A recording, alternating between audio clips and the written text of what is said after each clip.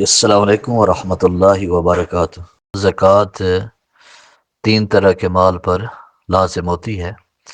ایک سمن ہے، سمن کی آگے دو قسمیں، سمن خلقی ہو جیسے سونا چاندی ہے، یا سمن اصطلاحی ہو جیسے رائج الوقت نوٹ وغیرہ، ادھر پیسے ہیں، سعودیہ کے اندر ریال ہیں، اس طرح جو وہاں پہ رائج نوٹ ہے تو اس اعتبار سے یہ ایک چیز ہے، اس پر زکوٰۃ واجب ہوتی ہے، سمن خلقی یا سمن اصطلاحی ایک چیز، اور دوسرا یہ کہ مال تجارت ہو،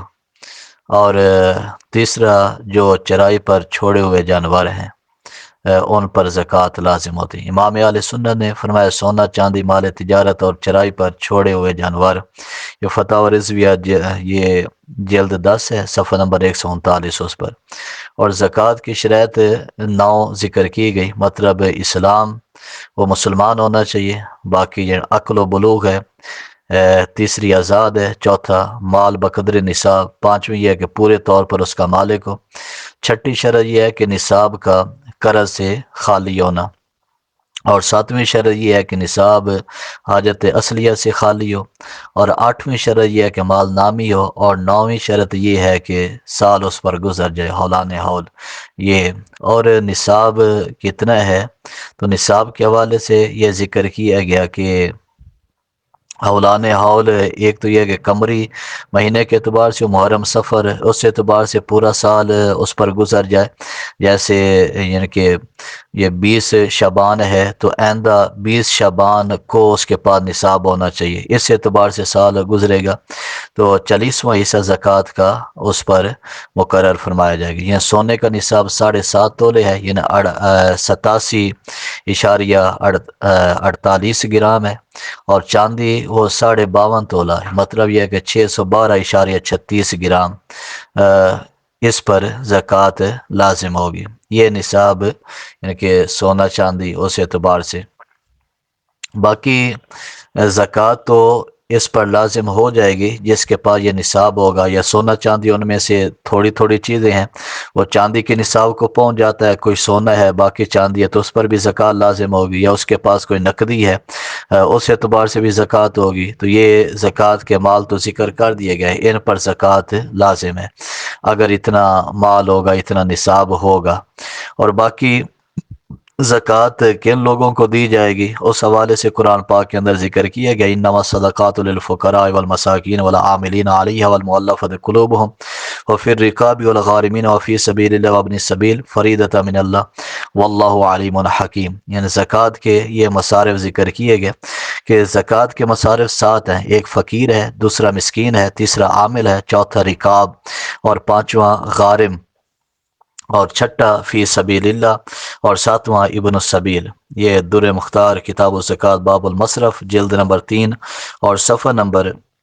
337 اس سے لے کے 340 تک اس کی وضاحت کی گئی۔ اب فقیر کسے کہتے ہیں؟ فقیر اس بندے کو کہا جاتا ہے کہ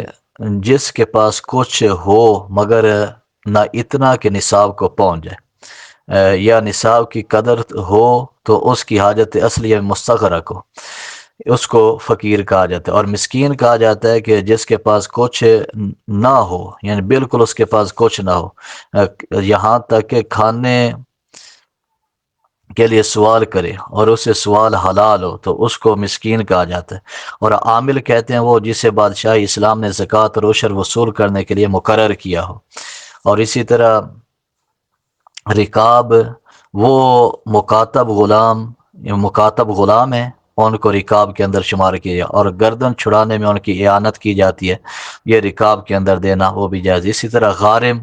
غارم سے مراد مدیون ہے، یعنی اس پر اتنا دین ہو، اتنا قرض ہو کہ اسے نکالنے کے بعد نصاب باقی نہ رہے، اگرچہ اس کا مال لوگوں پر باقی ہو مگر لینے پر قادر نہ ہو، تو غارم یہ مقروض کو کہا جاتا ہے جس پر قرضہ ہو اس کو۔ اور فی سبیل اللہ اس سے مراد یہ ہے کہ وہ غازی جس کا خرچہ و اسلحہ ختم ہو گیا، بعض کے نزدیک سے حاجی اور بعض کے نزدیک طالب علم مراد ہے۔ اور بدائے میں اس سے تمام امور خیر کے مسافر مراد ہیں،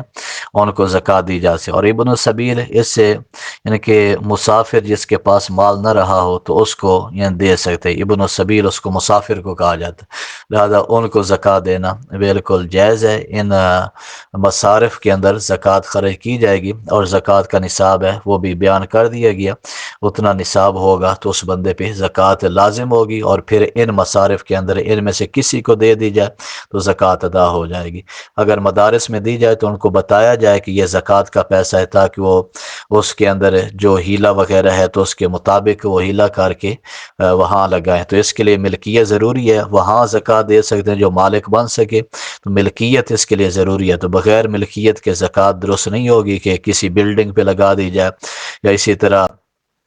کسی جگہ پہ زکوٰۃ کوئی چیز تعمیر کر دی جائے تو وہ زکوٰۃ ادا نہیں ہوگی، اس کے لیے تملیک ضروری ہے، تب زکوٰۃ ادا ہوگی۔